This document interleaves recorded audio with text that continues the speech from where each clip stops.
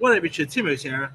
Since I'm doing my reviews for Pokemon movies because of Pokemon Secrets of the Jungle, here's my review for Pokemon Forever, which ended up becoming like the fourth theatrical Pokemon film to get released. It got released all the way back in pretty much all the way back in 2000. It got released in Japan in 2001, but a year in the US it got released in 2002.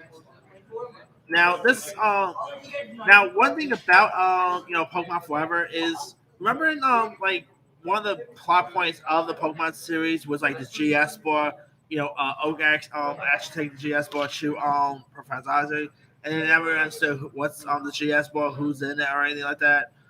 The big thing about that ball is that the ball from what I've always been hearing, the GS ball in the Pokemon anime was supposed to include Celebi. So, and I guess they scrapped it out instead of interpreted to use Celebi in the actual film. So it makes sense too because we've got a bit of a spoiler here, but it turns out the young kid in this is actually a younger version of Professor Oak, which I remember watching that for the first time. I did not see that twist coming. I'm like, that's an M Night Shyamalan level twist. Like, it's like if M Night Shyamalan directed a Pokemon movie, that's what you get with us.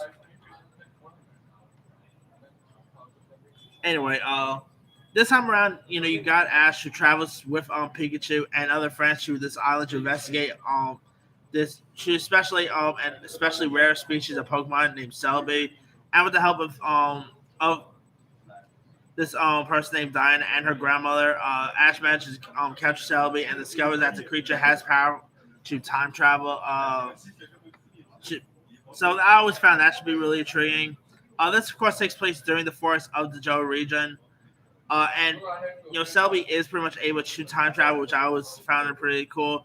And meanwhile, Ash, Misty, and Brock arrive in the neighborhood of Arborville, and they end up spotting the legendary Pokemon Suicune at this riverbank. And they end up speaking to Professor Oak about it.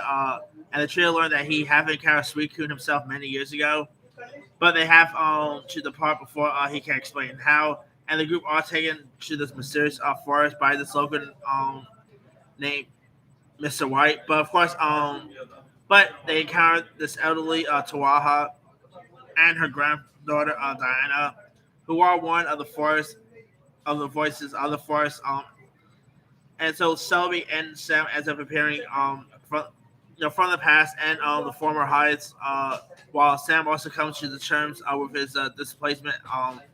And so Ash, Sam, Missy, and Brock finds this wounded Celebi and decides to take him to the lake of life, uh, and which is of course said to have a healing power. And of course, obviously, Team Rocket pursues the kids, join forces with the Marauders, and the children are guided by the fake to the fake by wild Pokemon where Celebi is healed.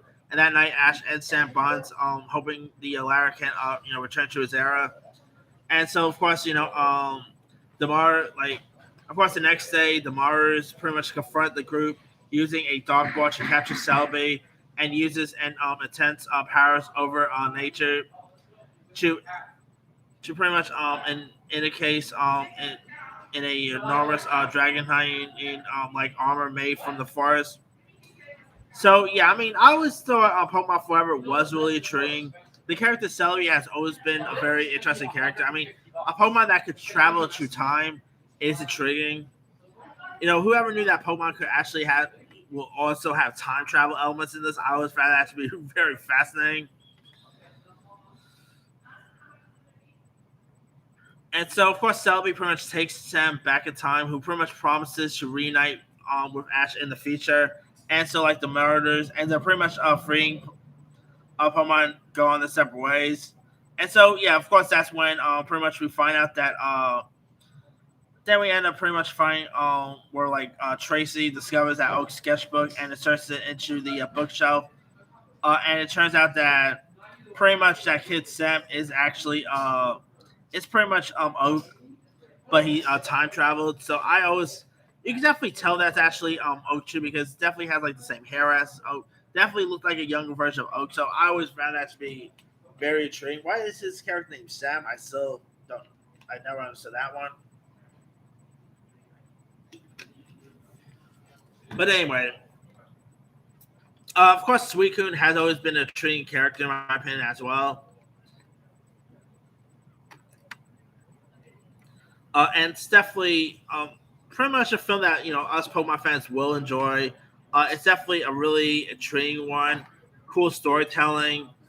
Uh, Definitely really, of course, it gets a little predictable at time, but there are obviously scenes where you won't actually where it's not that predictable. Man, when it turned out that that Kid Sam is actually Professor Oak, I did not even see that one coming miles away. But anyway, now, of course, by the way, in the new Pokemon film, Secrets of Jungle, Celebi is actually there is actually Celebi talk in the recent Pokemon film, which I think is really cool there too.